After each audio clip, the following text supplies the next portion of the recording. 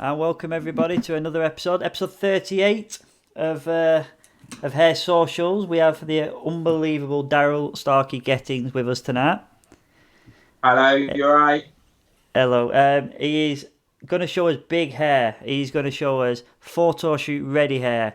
He is currently just sharing to the world of his sort of audiences, so don't think he's just texting his mum. He possibly is, but we don't No. know. So yes, yeah. So we have Darrel. We're just going to wait 30 seconds for everybody to get in while we all share it to the group, and then we will be live. How is everybody tonight? Get your comments in. Any questions you have for Darrel? Or welcome. Hi Nick Ham, welcome to the show. I'll put that There one we up go. there. Sort of. Right, then over to you then, sir. Hi everyone. Just plugging this in so my phone don't die. That's one thing I forgot to put off popped on. There you go. Right, hi everyone. I'm Darrel Starkey-Gettings. Some people may not know who I am, but I'd like to say that I am someone who's slowly climbing that ladder. I was the winner of a competition called Good Salon Guide Icon Shoot, which gave me the opportunity to create my own photo shoot, and it's sort of gone wild, which is amazing.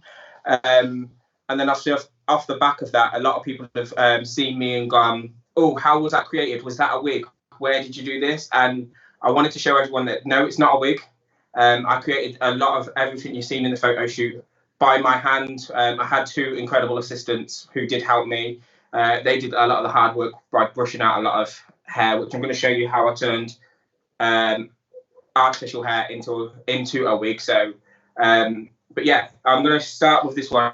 I'm going to do something that nobody's seen yet, because obviously I didn't want it to just be something that everyone's seen. So I've started prepping this. Let me know if that's showing on camera properly. Can you see that? Yeah, perfect. So with obviously photo shoots, sometimes you may be allowed to use wigs. I know BHA you can use 2 wigs and stuff like that. So this is actually a wig that I've glued down ready, because you ain't going to get a doll's head like this. So I've prepped this doll. As you can see, she's got all this bushy curl texture. I use a 25mm curl bar, and what we're going to do is everything's going to be based on the big bushy texture. So the roots collection was all based on the natural movement in trees, roots, plants, all that sort of stuff. So we're actually going to bring this one round to the front here and then build the bush out over here. But I'm going to show you how to do this with like 2 simple tools, and then just about natural curls and how to move this round. So all I'm going to do straight away, I'll turn around so you can see. So we're just going to smooth the side out. So obviously with a photo shoot, what sometimes you do is you look at where you want to shoot. So if you are shooting profile, you do a lot of work profile. And if you're not sure where you're going to shoot it, you need to make sure it looks perfect all the way around. With my second look, I'll only be focusing on profile because that's what I did on the photo shoot. With this one, I want it to look perfect all the way around so I can turn it and you can all sort of see how it's going to look. With this wig, I did colour it myself just at the root, just to give it a bit of something about it, because otherwise it'd be a bit plain and boring. So I'm going to smooth this side. If you can't see, just give me a shout. Or let's say this is just smoothing the hair around, and then catching it at the bottom. Awesome. Nick Ham has come on and said the wig is gorgeous. Cheers, Nick. So Nick Ham, who just said that, Yep. Nick is one of the assistants for my shoot. So she knows exactly what's coming the second look, but she doesn't know about this one, so she won't have seen this. So I've smoothed all of the right-hand side. I'm just going to smooth this. This, I want a bit of texture in the top so it flows, but you just want to tame that frizz, because obviously with a camera, you may not see any frizz now through Skype, but once you get a professional camera on this, they pick up every little detail, and it's something that you learn very, very quickly, because the photographer will go, "No, get in there, do something," and you have like 30 seconds to rechange it. I'm not using elastics. I'm using this hair tie, which has got little 2 hooks. So you literally hook the hair and then wrap it. Question from myself while you're doing that is, what colours did you use? So I'm Affinage Salon Professional, so ASP. and it was 10117 with a dot of 6117 on the root, and on the ends it was naturally white, so I just cleaned it out by silver shampoo, just to make it a lot. Right, so straight away you've got that hole. This, you can now rag the doll. So if you imagine like your model, she's moving, she's flicking her hair around, because that bungee tie that you've got in there, that's not moving. So that's one good thing. I always use something that's secure. So now you've got that security there, you can start playing with this. I'm going to bring it closer and tilt her head slightly down because I can see it on this camera. So you can see it's smooth here, and you've got this bushy texture. So sometimes it is nice to have the diversity of smooth and like texture. But with this look, obviously, I didn't want that. So you can literally, because you've got that hold in there, you don't have to hold it. I think it's just a hairdresser thing where we always hold something. But because you've got that hole there already, you can go in, you can just tease out gently. And it's just to make it so it's not so flat. Obviously, it gives a bit of dimension, especially when you're taking photos. If it is coming out too much, you can pull it again, just like pull the hair, separate it, and it will bring that texture back. But even without, so I have brushed these curls out. You can see that these curls are brushed. They're not because otherwise I've like based it on an hour, and I'm going to do 2 looks for you. I didn't brushing out these curls for ages. So with this, I am going to go through and then show you how to move these curls into place to create, because it's sitting nice, yeah, it's there, but I want this to be bigger. I want it to stick up. So the way I would have my model do this, because you've got to think of how they want the pose, I would probably tilt the model's head slightly to the right, so it balances out the levels again. So all the weight's not down there, the weight would be up here, but the head would be there. So they're like on a bit of a diagonal movement. So Daniel Grange just popped in and said, I'm in, brother. Hi, Daniel. I've got to say, a lot of this has come from, where you were saying, we spoke just before we came on air, we spoke about how it's having that person to get their arm around you and really push you. So for me, Daniel was that. Last year I approached him and said I wanted a mentor, I wanted someone to help me find where I'd be, and he's been one of those people. So like we were talking, find someone who wants to work with you and they'll really push you. A lot of compliments on the John Allen from Akito's come in with the love arts. Hello, John. How are you? Hi, John. You're right. So with this, so you can either use tools or you can use hand. With the afro that I'm going to create later on, I will go in with tools because there's certain tools that I've got that be able to pick out hair that I want. With some of the times I create hair, I think it's in general, when you're looking in the mirror, obviously I've not got a mirror here, but we literally move hair. When we're playing with curls, we use our hands rather than brushes. So that's something I'm going to work on, is using my hands rather than playing around too much with tools. Because I want to show you that your tools are great. Obviously, I brushed all this out with like a punch to get the fluffy texture. But now I want to break those curls and bring them back on myself. I'm going to use my fingers. One tip that I would say though is, obviously this is a wig, so these curls are going to hold no matter what for quite a while. But if you're working on natural hair, especially on a photo shoot, you need this to hold. So make sure you prep it really, really well. But there's like moisture in your hand, so as soon as you get curl wet, it's going to start deflating and dropping. So I always use dry shampoo, and I literally spray it directly onto my hands, rub it in, and it'll stop the moisture, because that's what dry shampoo does. And that way, you're not going to have to worry about the transfer of moisture onto the curl, so the curls ain't going to deflate, especially if it's going to shoot. Nothing worse, you get on the shoot and the curls are dropping, and you've got to take them back to the prep room. But yeah, I'm just literally, so I pick the curl up, find out where I want it to be, and you just literally use your fingers and just slowly hold the tip and just slowly bring back those curls. And you can see straight away it's creating more volume, because you're not de-stressing the curls, but you're teasing the curls backwards so they spring back on themselves. But yeah, carry on. A couple of people just saying great tip. Tracy Dunbar and Andrea Tomlinson. And then we got a good question here from Daniel Granger. Sorry, but he's stammering over my name there. Daniel Granger said, Darrel, I want to know what drives you, mate. What is your story? I'll be because I've actually put my story out there. I don't mind saying. So a year ago, roughly, it was probably the start of May. I suffered quite bad. I had a bit of a mental health battle with myself. I kept entering competitions, and I always kept getting the door closed on me. And as much as obviously I get competitions there for you to build yourself, I struggled with the nose and I'd say the door closing, and it wasn't because of anything anyone else had done. It was just the pressure I was putting on myself. So then I suffered with that, and then I took a step back. I got quite a bit of industry support. So this is what I love about the hair and dressing industry. There was a lot of support from the likes of Daniel Granger, Carolyn Newman, Sally Brooks, Robert Eaton. Just like, do you know, some big names noticed me and was like, "Let's come on, you're good enough. You're better than that." Took me under the wing and just said, "Look, it is a no, but look at that detail and say, why did you get that no? What can you do to get a yes next time?" And that's really what I focus on. So I've gone and assisted a lot of people. But I want to show my little boy, because I've got a 10-year-old, I want to show him that a no isn't like the last thing. Like, you get told no, but it don't stop you. I've still not really won any industry competitions on stage shows, but I've still got somewhere from it. So even though it's a no, it may be a no for that competition, but it's a door opening somewhere else.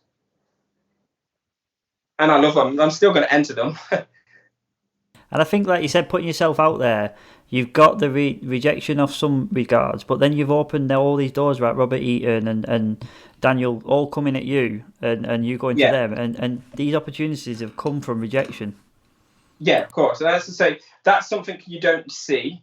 Obviously, it's not always going to happen. So I say this, I've been fortunate to get into some big industry finals. And I've like still like I was in Affinage Colour Rebels last year.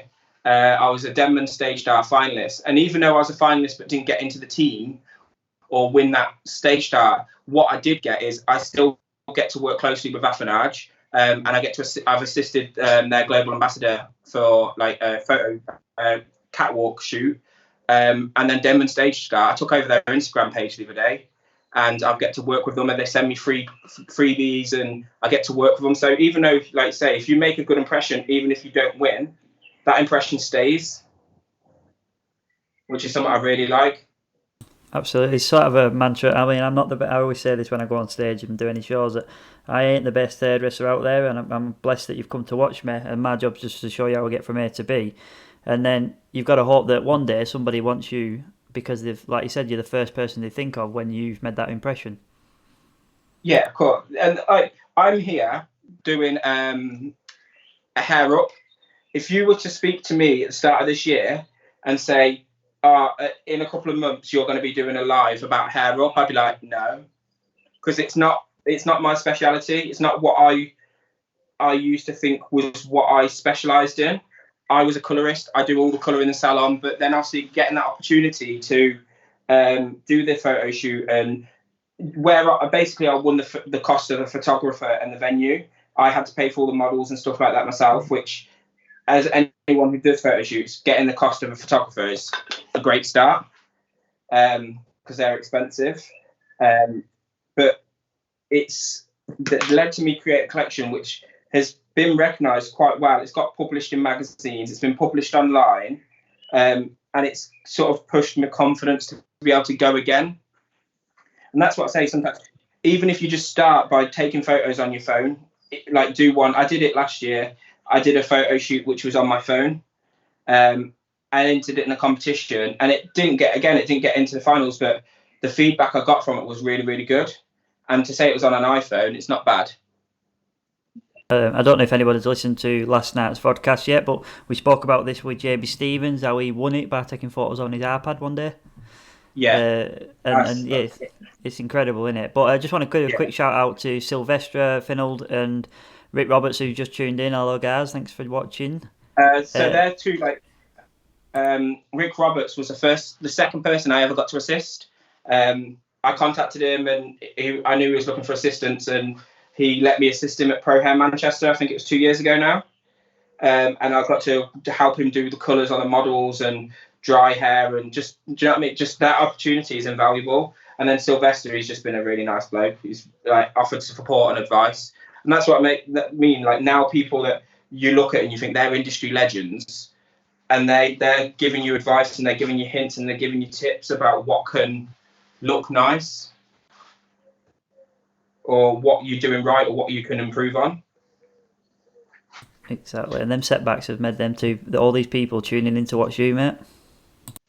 Yeah, and that's what I say. It's really, really nice that people are doing that, and it's like I say on here, people are tuning in and watching, and it's like the support that you get from the industry, which is what I really like.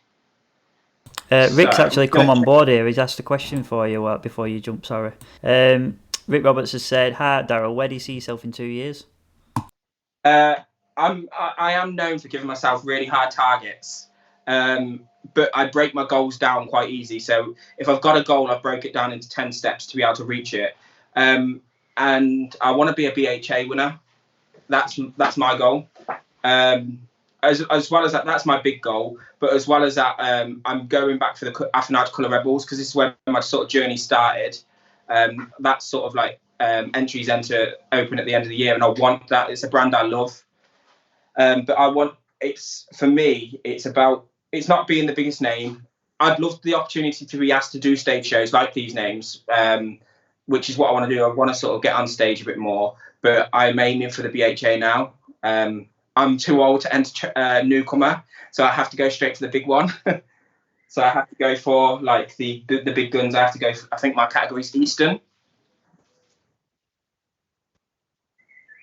But yeah, see now, this is sort of starting to take shape. I'm just going to look in this camera. So with this, you can start moving how you want. So you can cover the eye up if you want. You can push this higher.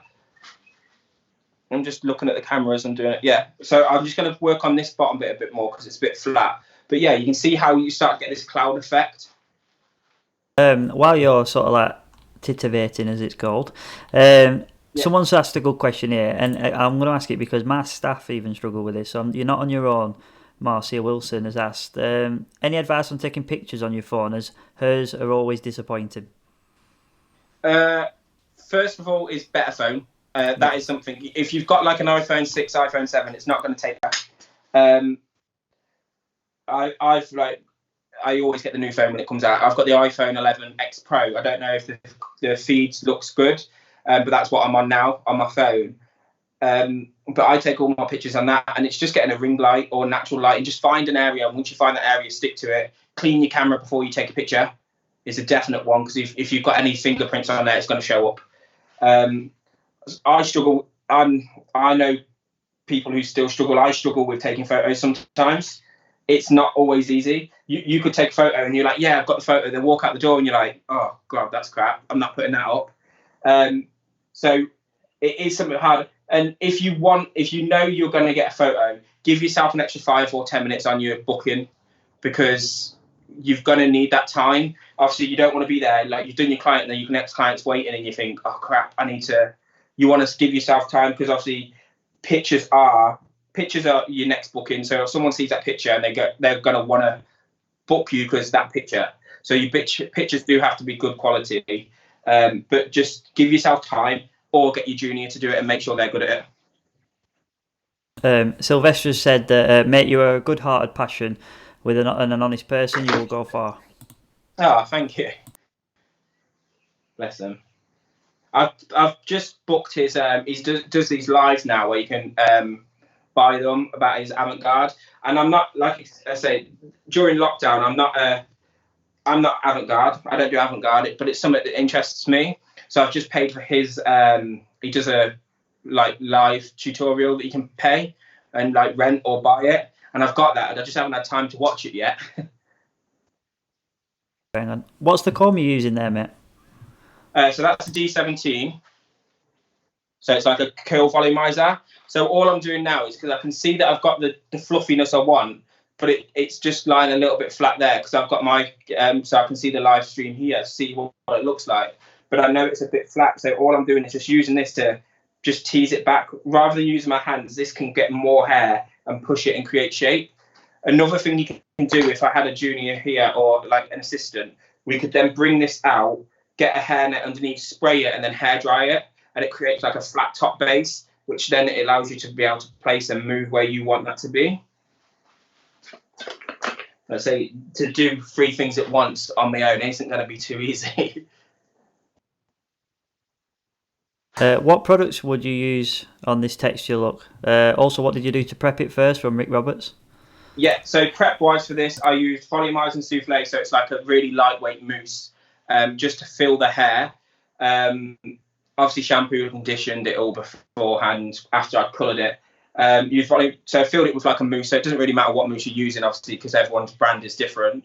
And then I used the Hot Tools curl bar, 25mm, to curl it all.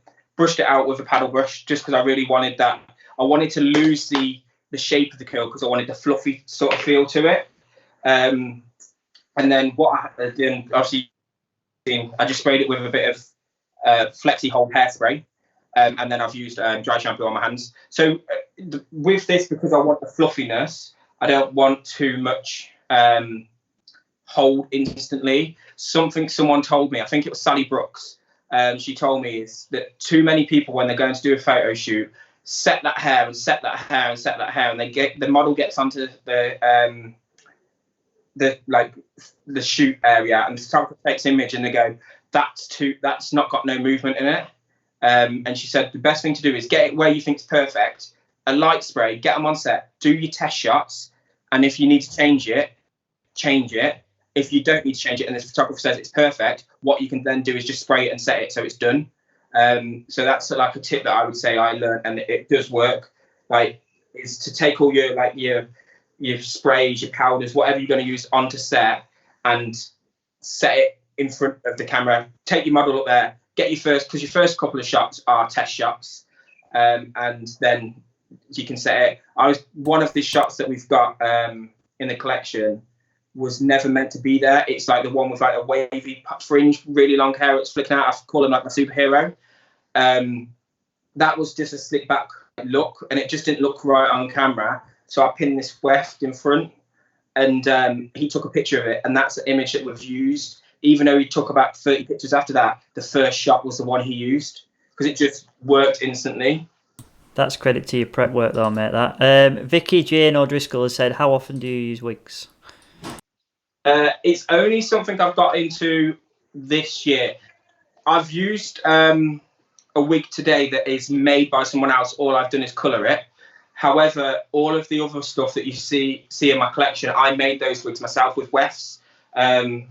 They all start like this.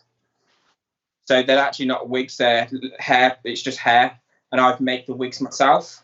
So it's something I've been learning, and I don't know if he's watching, but Robert Eaton, I was very fortunate to be stood backstage at the Fellowship Pro Hair Manchester as he was creating one of his looks, and he did something similar where he had sewn wefts together to make his wig, and he pinned them into place. And because I was assistant, I got to see that work happen. So these chances that I've had to assist people have been invaluable, because what I've then been able to do is like take this bit of knowledge that I've learned by watching and then put it into my own collection. So it's something new. Wigs isn't something I use a lot of, but I've started to create wigs with hair wefts and stuff now.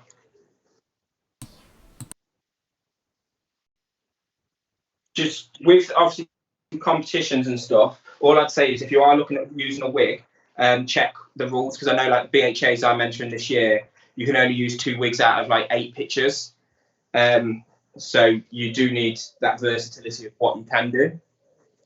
Kayla Shivers has put, well done, you're certainly getting into your live presentations.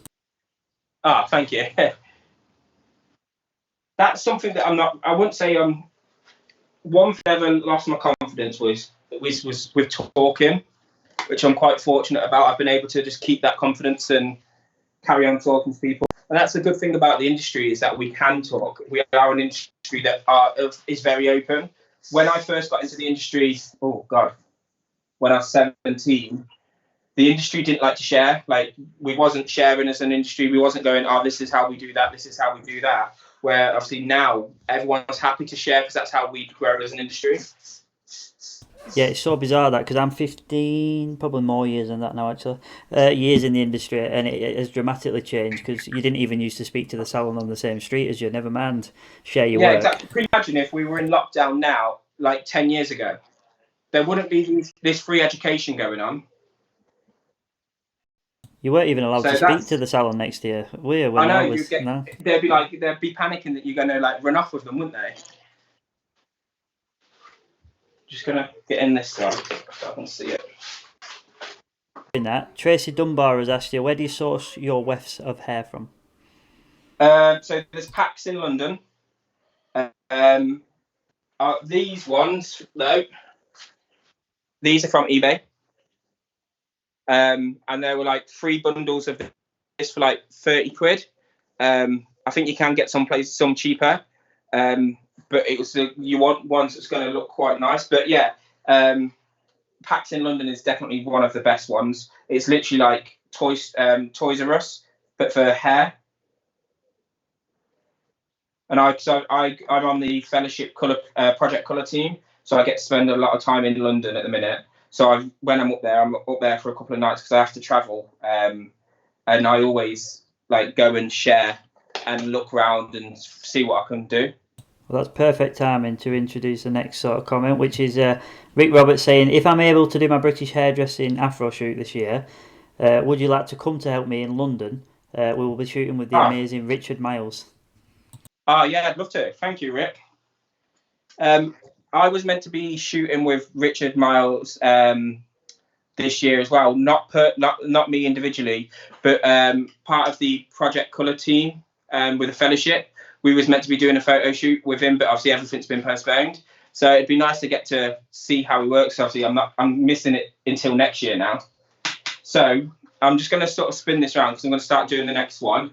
So what you can see is you've got all this fluffy, like I don't know, like texture to the side. And obviously, if you get the model to pose and you get a really decent clothes stylist, this would look really nice. This outfit is just one that I brought since doing like competitions. That's I'm one just from going to your turn it wardrobe. around. No, it's not from my wardrobe, unfortunately. Mine would be bigger. So yeah, you can see like I've slicked it all back, but the main focus of this look would be just like here, and obviously if that model's moving, you've got this hair coming forward, it can go up. So that's look one, which I'm just going to move out of the way so she doesn't drop everywhere because she's quite big. Jacqueline Hurst has said that this education has changed my life and I'm now having a salon built instead of doing mobile. Thank you all. Ah, wow. I think you can Perfect relate to timing that. because there's empty shops and um, people want like them to be filled. I think you can So relate this to that though, mate, outfit because is where are from you doing your hair now? you what? Sorry. Sorry, I said I think you can relate to that because look at where you're doing hair now. Yeah, exactly. I'm in my garage. So, but yeah, so this outfit's actually from a competition where I actually did win, which is nice. It was the Hair Club Live Open Chair Night. So it's not like a competition. It's like a really quite a nice event that you all go. I think Dom spoke about it on his thing. He's not involved with it anymore, but you go and you perform on stage. It's a good opportunity if you've never done stage work and you want to try stage work. And they give you some prizes, and I got the most creative look. So this outfit is from that. So I like to keep everything that I've used because it's going to allow you to reuse it, and you never know this look, or I could sell it on. But yeah, so I've got this picture. I don't know how many people have seen my collection on Instagram, Facebook. You shared a few photos the other day on hair socials, but see this afro here. People thought it was a wig or it was the natural hair that I've curled like really, really tight. It actually wasn't. So it started by this. So this is obviously my doll. I can't have a model here because of isolation. So I've just braided the hair back in 4 braids all the way back and pinned it and put a wig cap on. Reason you put a wig cap on is just better. It covers all the hair up as well. And from this, I'm going to turn these into a huge afro. But because I knew I spoke to my photographer quite a lot running up to the shoot. What I did do is I spoke about how I wanted certain looks to be shot. And I knew that this look, for instance, the afro wanted to be a front way because I wanted it to like really like cover the model's face, and it just sort of, because she had a very powerful, like her eyes were really strong and a jawline, so it really covered her face and over the like round like the neck area. So I didn't put any hair at the back, which I will show you, because if you know where your photo is being shot, you don't have to play around with too much of like faffing, like doing this back part, and you can get it in and out. I'm just gonna grab the things. While you do that, I've just added to the chat, which should come up any second now. There it is. It's Darrel's Instagram, Darrel of Taylors _, but I've put the exact link on there. Oh, brilliant.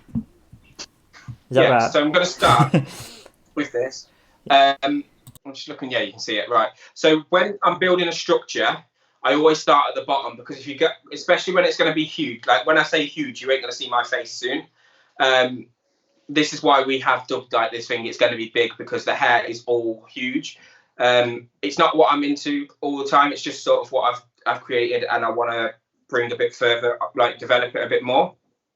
So what I'm going to do is start at the bottom. So obviously with a model, the wig cap would be over their ears. These doll heads don't really have ears, so I've just covered it. So I'm going to start about here, create the shape forward, and then slowly bring up the base and do the hairline first. And then we start to fill the back area, bringing forward. But then we're just going to leave this back area out. So the occipital bone and below, we're just not going to put no hair because it's not needed. So I'm going to fill the base up with what I've prepped. And then I'm going to show you how I dressed out. So this is the hair. So a lot of people have been like I say, it's the one that probably got the one with the wavy fringe that looks like a superhero was probably my most favourite. But the afro is the one that's really caught people's attention, which is nice. But so this one piece of that, like one strand of hair, turned into this bushy texture. But I'm going to show them how I brushed it out. So when I'm pinning, what I would do is always try and find the middle part. So you can see the middle part. And I'm not going to brush this out until it's on the hair, because I've already made the afro-y texture. And then what we're going to do is, once we've got the hair in place, we're then going to define, pull bits out. I've got my scissors, so obviously because it's not the model's hair, you can go and chop pieces that are not sitting in the right place. So I'm just going to keep grabbing hair. So I was very fortunate on the day that we did the shoot. I had, like, say, 2 assistants, and they were able to brush this hair out. And as I was pinning it in place, because it's a messy job.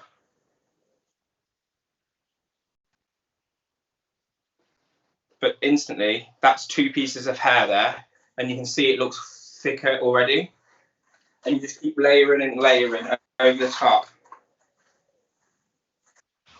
Cherie Thompson Siren has said, how are you fixing the hair on? Just using, so obviously before I put the wig cap on, I braided 4 braids back. I'm just using grips, just like, I think they're about 1 inch grip, and just pinning the hair in.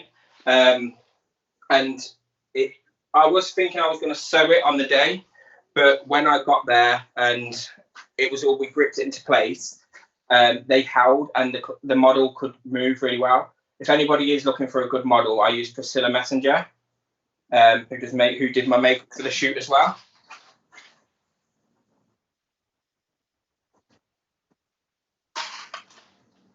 But you can see, literally, because this is like afro texture, as you add wefts of hair, it just instantly starts to take shape.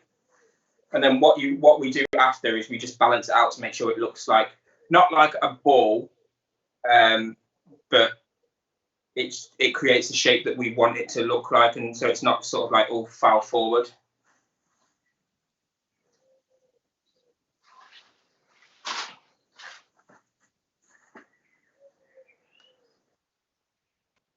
Yeah, you can see, like I can see now, just looked at the camera, there's like a weird piece this side. That's not going to stay there. We'll sort that out. But we'll have the other bits first. Kay Binnersley hair has put, I did wig making 34 years since, but wish she had kept up with it. I think wigs are like, with all the celebrities now openly wearing wigs, because I think it used to be a bit taboo. Celebrities didn't want to say that they had a wig on. And with like the Kardashians and stuff wearing wigs, everyone's doing it now, so why not? I know there is a lot of courses of people doing wigs and stuff now, so if you can get back on it. Tracy, who's a huge fan of the show, said, "Do you cast your models or do you use them in-house?" So with my models, I had a bit of a nightmare. So I shot my collection a week before lockdown. So everybody knows what's going on with lockdown at the minute. So it happened in March. My photo shoot was a week before lockdown. Obviously, nobody knew it was going to be in lockdown, but everyone knew of coronavirus. One of my models called me a day before, and she was like, "I've got a cough. I'm not feeling too well." And I spoke with all parts of the thing, and I was like, I had to cancel her because you just couldn't risk it with everything that was going around. So then I knew my makeup artist was a model as well. So I literally was like, "Can you do it?" And she was like, "Yeah, I'll do it." Obviously, I paid her and stuff. But yeah, you do cast. Someone who did help me with my casting this time, because it was the first time I ever cast, was Brandon Messenger. He sort of like gave me some contacts of people because I wasn't sure where to look. But I didn't use an agency. I contacted them all and booked them all private because agencies are ridiculous. I take it you've seen the question there, but Benjamin Knott has asked, any particular brush that you use to brush the wefts out? These wefts, I use the Demon D3. I think every single hairdresser in the world probably owns a Demon D3. The reason I do that is it's really powerful. It's like the bristles on it are really strong. So when you need that tension to really pull it out, it does what it needs to, and you're not gonna have to keep going in and in and in with it. So the D3 for me, which is obviously designed to support curls and help define them, really helped me get that afro texture.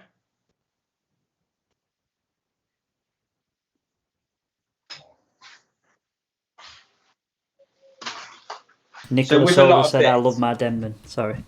Oh no, it's all right. Yeah, no, like I say, Denmans are. I think everybody owns at least one Denman brush. I think that's part of like English hairdressing is we are Denman like lovers because it is a British brand as well. I was just going to say with all of this, it is visual, so you can see I'm sort of creating a base, but it's sort of like you can see the gaps. The height isn't here yet. So this is where once you've got that section, because we don't do the back, we don't do below the occipital bone. This is where we can start adding an infill in. I'm going to put my grips in front so it's easier. And then we'll go out and we'll start brushing texture. And then something that I wasn't going to do, which I did do last minute, was in the picture you'll see like a blonde piece. I was looking at the model and know when you just feel like you just need something extra for that shot. I had some blonde version of this and I literally brushed them out and pinned it, and it just gave us something for the eye to focus on, which I am going to do again tonight. Awesome. Lynette Murray's comment is saying, "I've had a few clients who've got married and they were wig wearers due to alopecia. It's really good at making a difference to a woman's confidence." Yeah. Like, if you can, even like someone who's got fine hair, that you can just put like a few wefts in stuff, it transforms anyone. Like when we did this, and this was the first look we shot on the model who wore this, because we thought it'd be the hardest to create, and it was actually the easiest. The other ones were harder to create. But yeah, I do agree that it does change someone's look rapidly. But this is what I mean. Like, I am still here. Just it gets bigger and bigger. It's interesting because he's timing these questions perfectly, but somebody's basically said, "So you're building the structure, are you missing a mirror as you pop your head from behind the doll?" So when you keep seeing me come round here or I disappear, I've got like a phone set there, which is actually the live stream. So I can actually see like a mirror. I'm using the camera like a mirror, so I can actually see how it's working because I can see like looking. There's like gaps through, and I didn't want the gaps because I wanted it all to like submersify and cover a face. So that's sort of like if I bring this forward, you see how it's like a lion's mane. Yeah, I love it. But it was like when I designed this one, it was sort of like it wasn't meant to be as big. But when we were on set and we got to the venue was like a Downton Abbey-esque building. And I was like, great, my looks ain't going to look good enough. So I literally scrapped my mood board that I had ready and redid it all. And as I've got to be fair to the people who are assisting me, I literally said, right, I'm scrapping everything. We're gonna do like stuff by looking, and they just cracked on. They literally was like, right, okay, tell me what to do, and they did it. Marcia Wilson has said, can't believe how quickly that was to build up. It is like I think it took us. The hardest part is brushing these out. That took a bit of a like. That was a lad called Scott Musgrove. He's on an art team with me, and he just literally was stood there for about 20 minutes, half an hour, just brushing hair before we pinned it. So, yeah, he had the horrible job of brushing it all out. We've all been there. Yeah, but like you say, once you've got that texture and you don't lose the curls, and like you can see, I've just moved it, but you can see like there's bits hanging out here. This is where you can go in with your scissors because this isn't your model's hair. It doesn't matter if you cut bits off and get rid of things because you haven't got to worry that you've cut in the model's hair. That's all under a wig cap. Laura Forshaw has said, so mega proud of you, crushing it. Oh, that's my best mate. Yeah, oh, bless her. Daniel Granger, you've been working out, bro. Me? No, it's just a good top. No, it's all this hair work I'm doing in isolation.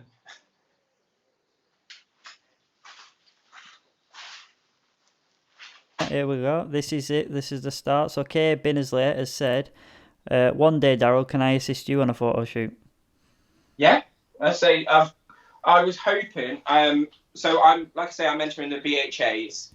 I wasn't going to enter Eastern this year, but with the new rule changes, it means I can enter this collection into it this year. But I was going to enter Trend Image. I have got my assistant sorted for that one, but if there's any more in future, I'm always looking for like additional people to assist because I do believe in giving back from what you got. Like I was given the opportunity to assist. I don't think if I did assist that I would have still been where I am. So it's sort of giving it back. Exactly, and it's your turn now. I said that at the beginning before we went live, but keep them love arts coming in, guys. It's cluttering my screen, but I'm loving the numbers going up. But I've just seen that Daniel says, absolutely, I'm assisting Darrel. Just with Daniel, like I say, like we said at the start, if you find someone who can really like support you, it does help. He's introduced me to a great photographer. He's got his own studio that I'm using to shoot in, so he has supported and stuff. So like if you get some good friends, it really does help. Obviously, I wouldn't expect it all for free, but it's that opportunity to then work with someone. Exactly, he's a great guy. We've had him on the show, and he's a fantastic man. It was one of your first ones, nearly, weren't he? It was relatively early on. I think he was actually ended up being about week 2.5, 3 sort of area. Yeah. But yeah, you can sort of see now, like it's very Tina Turner-esque at the minute. But with this is what I mean. So it is literally like I look in the camera and I do think, it looks a bit like Tina Turner. But when we go in and start dressing this out in a minute, it will sort of change up. So you can see these are sort of not brushed out enough. So literally, it's easier on a table. I think when you look at this sort of hair, and it just shows the importance of also the photographer, because when you showed us that image, the framework basically cropped to a perfection what is the size of the hair. And I think it's also, like you said, you can do all this work. If you don't have the right photographer, that's another problem, isn't it? Yeah, like I didn't choose a photographer for this collection. This was part of the competition because you won that photographer. But I would work with him again in future because he was very much like he asked me what my concept was and he went for it. He was like, right, okay, that's what you want to do. That's what we're doing. So, like I say, if you can get photographers like that, it does make your job a lot easier. You're too young to know Tina. I'm not too young to know Tina Turner. Well, they're getting a lot of love arts, mate. You got up to nearly 800 on the love arts, and I think Georgia Bell holds the record for 2,000 love arts, and I think Well, nearest come on, to her. everyone. Let's beat the record. Just keep pressing for no reason. Exactly. I think the nearest to her was 800, so she was well ahead of the game, mate. So you've near enough smashed that already. Oh, thank you, everyone. That's nice. But yeah, no, I say it's yeah. I'd say it's something new that I've got into, but the collection just sort of went wild. And I think if you put your heart and your passion into a collection, it does like reap rewards. Hence, like, look at me now. I'm like on hair socials with my own thing, showing people how to do a photo shoot. And obviously, I followed some I followed Jamie Stevens. Like Jamie Stevens was on live yesterday, and yeah. See, I'm a big fan of Jamie anyway. And then like Hooker and Young, their one was incredible for someone who's doing photo shoots now. The Hooker and Young one, like I think I spoke to you after, and I was like, they were saying they hated some looks, and me and you were like, what? That's Yeah, the and we thing, were innit? like, We're trying to tick all the boxes, and like I said, that you really was intrigued by the Hooker and Young story and the Jamie Stevens one, and then other people will look at yours because they want more visual content, and they'll be as sort of inspired by you. oh, well, hopefully. So I've got sort of my base now. I can see. I'm just trying to work on the camera, which was that side is a bit higher than this side. So this is where we start editing it all now, using scissors, cropping it around and everything. But this is what happened. So I was looking at the model. This wasn't her outfit. I can't remember. She had like a oversized cardigan, like really vintagey style. But I was looking at it and I was like, oh, something's missing. And like I said, I have this. Oh, let me grab it. I had this. And I don't you buy stuff for a photo shoot, you just buy it because you never know if you're going to need it. And I brought this orange, it's horrible coloured, like it's like mustard. And I was like, I need something. And then I literally grabbed it, brushed some out, and I just popped it. I thought, to begin with, it did look like Cruella de Vil. Looks, I was going to say, when you put that in there, mate, you're getting close to a female Paul Pogba. Don't even know that. I don't know who that is. But yeah, I was like, oh, it looks a bit Cruella de Vil. But you know what, like you say, if it didn't work, I could have took it out on set. But it just brought a bit of a. It was very controversial. I think Daniel Granger, he got to see my photo shoot like before anyone else because he was someone who supported me like beyond anyone I know. So like I had the photos on my phone from the day, and I sent them, and he's like, I'm not sure about that blonde bit. But when the photos come out, I was like, you know what? I do. I like it. And you sort of see it should create this bit of difference in the hair to look at. Tracy Dunbar has said she's kept all her hair journals from long ago. Another mag, how do you source your images? So that goes back to the mood board question from Jamie yesterday. Yeah. So anyone like wants to know how to create a collection, I think I would recommend going to listen to the podcast. Is it what do you call it? VOD video cast. Yeah. Go and listen to his one yesterday because literally, it was. He doesn't like care. He tells you the truth. And he was so honest. Like yesterday, he was saying that he doesn't ever think he can outperform his men's collection last year. So he doesn't think he'll ever enter it again. But then he's like, I might enter it. But he was like, he talked about mood boards and how important. And I had similar. I basically had mood boards. So where the makeup artist was set, I had pictures of the makeup like put up for them, about 2 different looks for the eyes and stuff like that. The clothes stylist, I told them what I wanted, but I didn't really know clothing was what I needed. And the clothes stylist sent me back some pictures, and I was like, yes. So we worked with that. But then hair, I had every single look, 8 looks on a board in front of me that I'd created on a doll or on I pinned it on like my junior when she was at the salon. And literally, it was great. But then obviously I went to this venue and I was like, nope. And scrapped everything. I took all the posters down. Like, guys, we're doing whatever we feel like doing, and just adapted everything.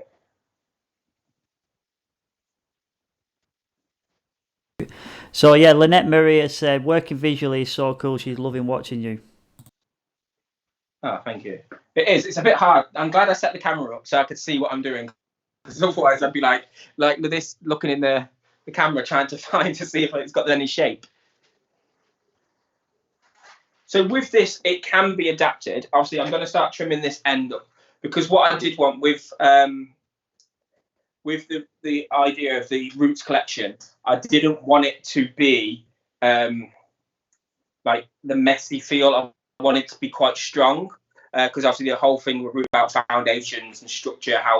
If you get the foundation and the structure right, everything will hold up. So that, again, I got my models to do that. You can see there's a bit up here, so I'm going to cut that bit off. It doesn't work. So this is what I did. I moved people around. You move your models, and if it didn't work, you can either pin bits in, or what we did is we used it, cut it, because it was like wefts of hair that we used. And this is like, people would like, I know you can buy wigs similar to this. A wig, something like, I think synthetic hair wigs for a decent one's about £100. This cost me 30 quid to create myself. Like, I've got it now, and then I'm going to potentially do this on some stage shows if I ever get, because I did have a stage show booked. I was going to be doing Hair UK in Birmingham on May the 4th, but obviously again postponed. And I was going to do something similar. So it is worth keeping what you do, and if you like it, edit, change it up. Because someone earlier said about disco, so you could put like a headband here, squeeze the hair in, and you can create like a disco look from this. So a lot of the looks you create can be adapted to sort of suit what your idea is. Kay Binnersley has asked, which is a good question from my point of view as well, because I'm intrigued how you do this. Do you use traditional mood boards or the new mood board apps? Straight away, what's a new mood board app? For example, do you do mood boards on your iPad and your phone as opposed to doing them on cardboard? No. I do them on a computer. Always do it on a computer, print them off, and then stick them down. I'm very, as you can all see tonight, I'm very, very visual in what I'm doing. So I get the pictures, print everything off that I want. And once I've got the pictures, I'll lay them on a like A1 board.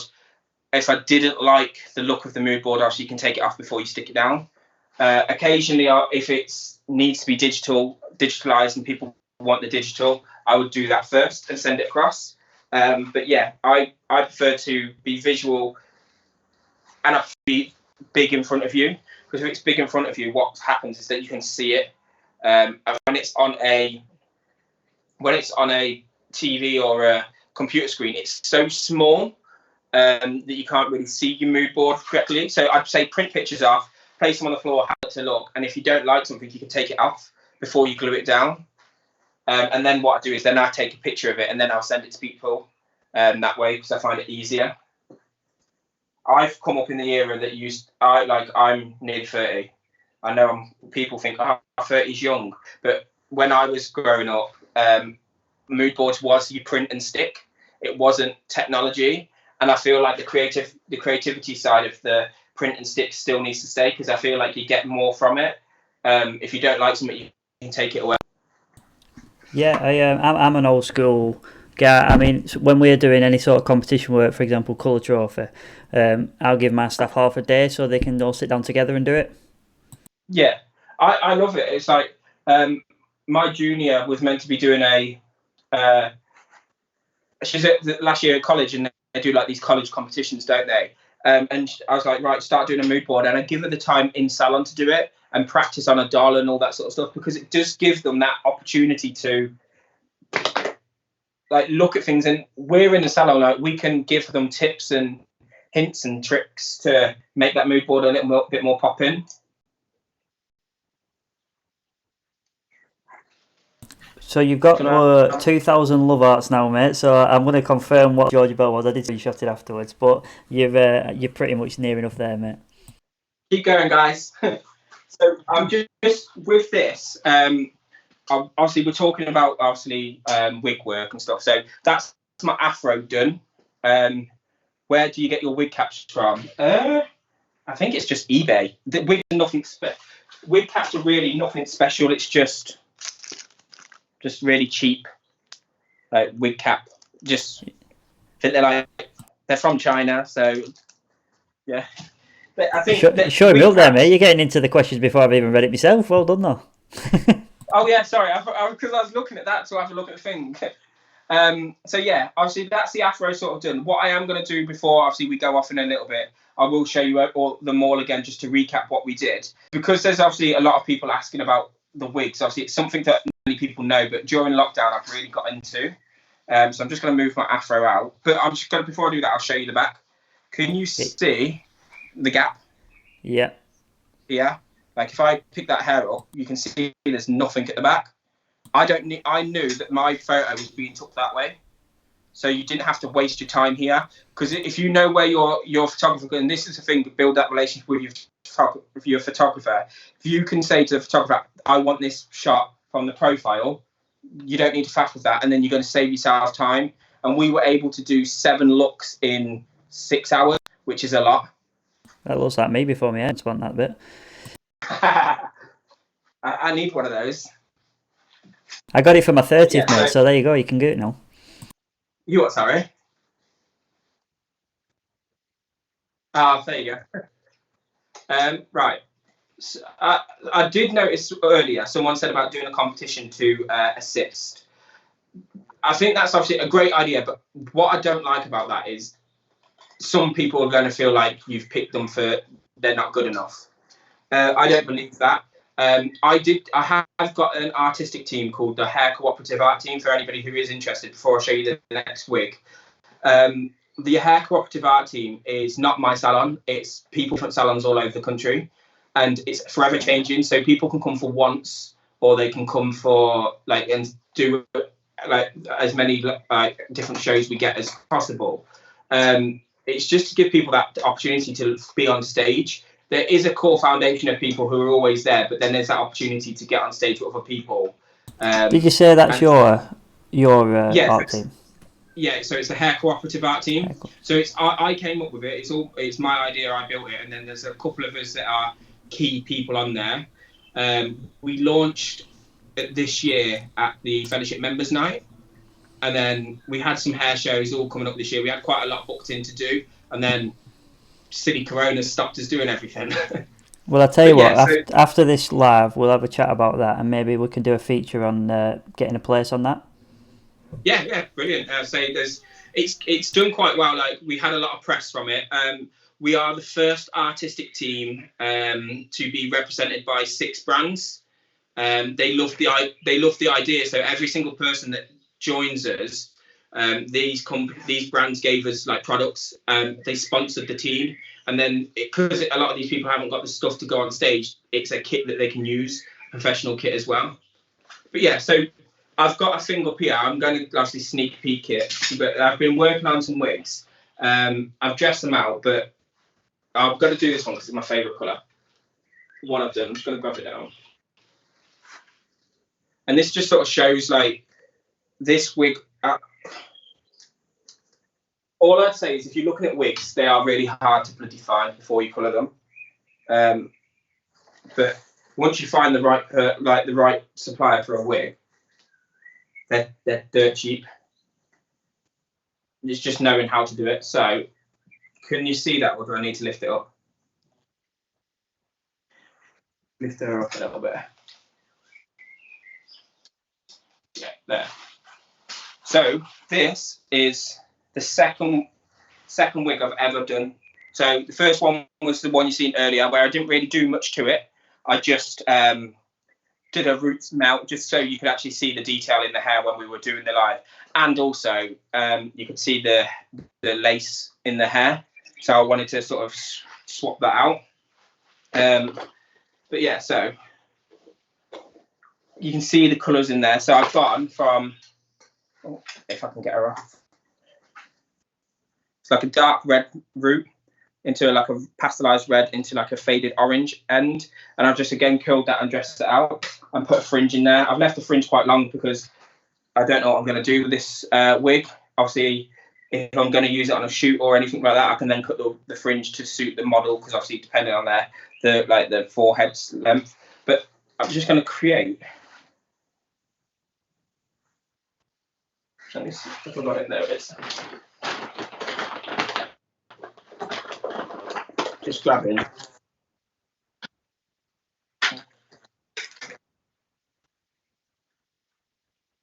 Ah, brilliant.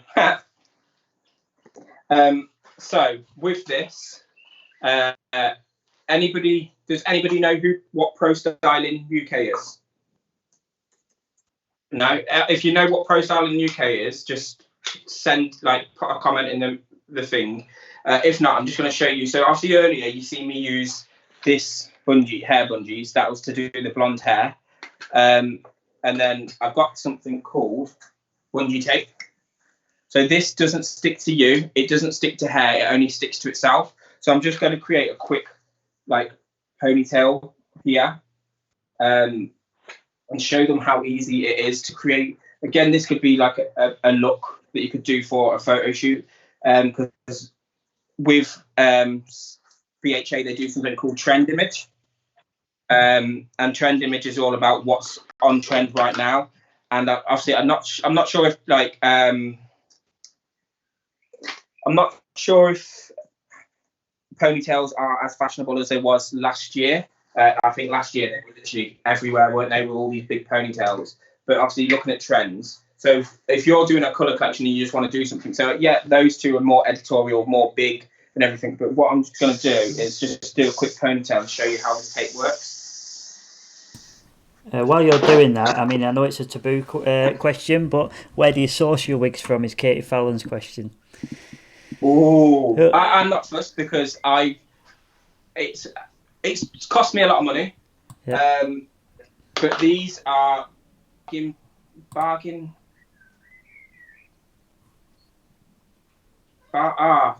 Send it me afterwards. We'll post it. Yeah, Sophia Hilton uses them. She speaks about them all the time. Bargain wigs or bargain. Sophia Hilton talks about them all the time. But it's then I've sewn in weft, so you can't really see because it's red. But you've got the lace, and then I stitch in an extra thing to make it a lot thicker, because I think sometimes the hair just isn't thick enough. It's a bit see-through. I think it's bargain lace wigs or something like that. Yeah, Benjamin James Knotts just said that. Yeah, I think that's it. It was Sophia Hilton put it up. They are cheap compared to some wig manufacturers, but then all I do is put in some extra wefts of blonde hair to thicken it back up. There's different ones, so there's some dirt cheap ones, but then there's some really expensive, decency ones. So this is what it looks like, this tape. It's see-through, and what you do is just hold that onto the hair. It's a lot easier if you have someone with you. And like I say, it does not stick to the hair, it only sticks to the tape itself. Just make sure you seal it, otherwise it does spring back off.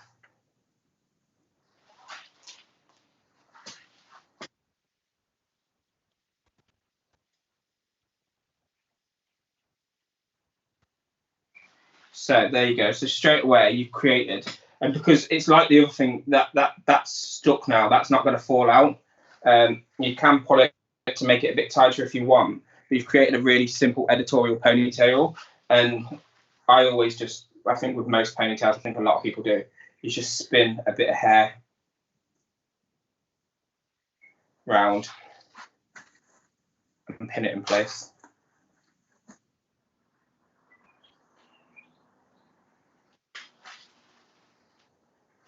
There you go. And then you can just like dress that out. And there's a lot of like ponytails now where you see and they're doing them quite far out and create them very like big like sticky out ponytails. So you have got that option to do quite a lot with that tape. But yeah, that's sort of like the free look. So I'm going to go across and recap everything. So obviously this one was just quick, literally took me like 5 minutes. So what we've done is done a ponytail which was secured with bungee tape, which doesn't stick to hair or you, it only sticks to itself. And then I've pre-killed the wig and everything. The tape is from Pro Styling UK, and if you use code Darrel 2020, you get 20% off as well. So anybody who just want any of this tape or any of the stuff I've used from Pro Styling, code Darrel 2020, and you can get like 20% off, which is amazing. It comes in clear and black, which is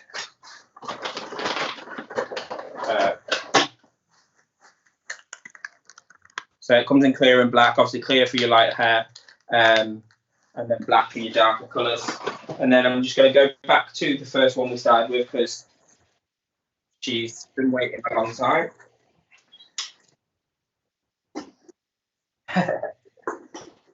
So obviously anyone who's just tuning in, this is the first look we created. This is a wig which I have coloured the root section myself. Same thing again from Bargain Lace Wigs, I think it's called. I think we've realised that now. And I've added in West to really texturise it. To prep it, I used mousse. So I did the colour, washed and dried it. And then I've used mousse to set it. Then I killed it with a 25mm curl bar, brushed it out with a paddle brush because I wanted the frizzy texture rather than the smoothie curl look. I then put it in a ponytail to the side, which I've used the hair bungees. Again, they come in clear, brown and black. So works for all hair. You can't see it at all because it is covered. And then I tease this with my fingers where I just literally pinch the curl and then gently tease the curl back with dry shampoo on my hands to stop any moisture, and it just creates this really afro texture. And then, like I said earlier, if I had an assistant, I'd probably get a hairnet under the bottom, spray it and then dry it just to lose that little bit of frizz, or you could cut it, but I don't really want to lose the texture.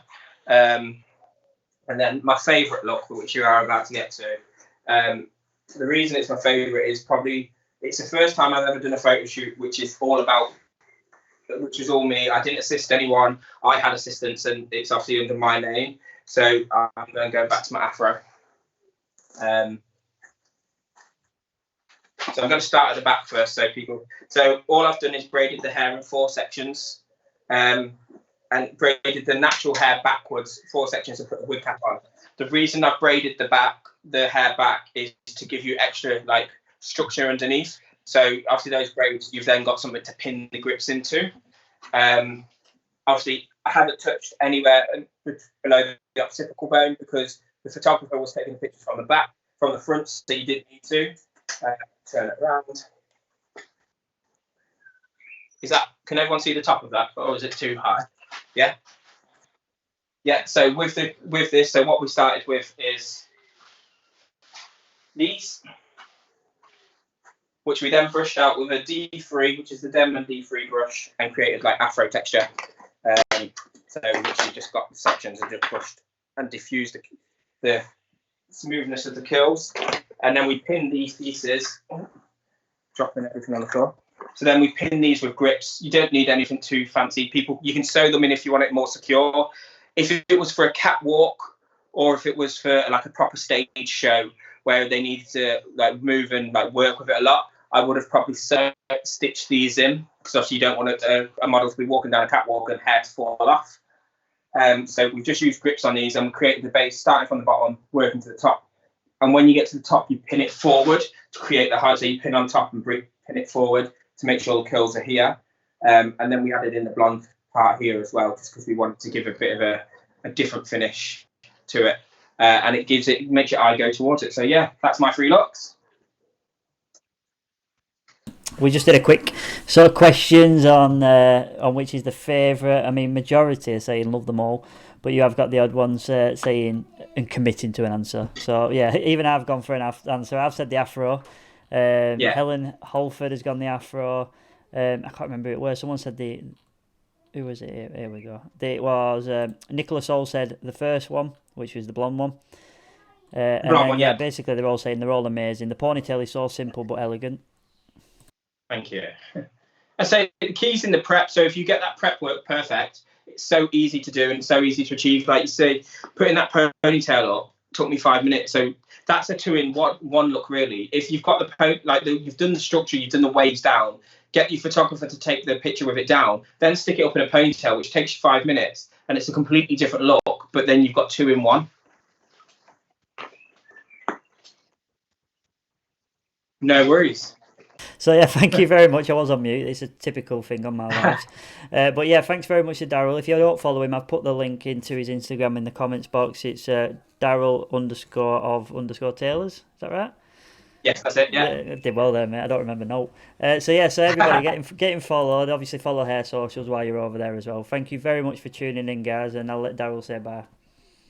Yes, so thank you very much for everyone obviously showing support, love hearts and everything. If you do have any questions on how I created looks, give me a message.